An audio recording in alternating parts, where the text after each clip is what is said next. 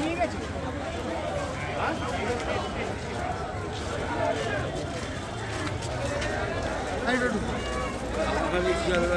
আমি জাস্ট দেখলাম যে দুটো গাড়ি আমাদের বারান্দা দিয়ে দেখা যাচ্ছিল, দুটো গাড়ি আসছিল নর্মালি, আসাতে ইনি এই দিক চেপে দিয়েছে, দেখাতে ধুম করে আওয়াজ লেগেছে। এই ড্রাইভারেরই বিশেষ করে লেগেছে, পা আটকে গেছিল, ওনাকে বার করা হয়েছে।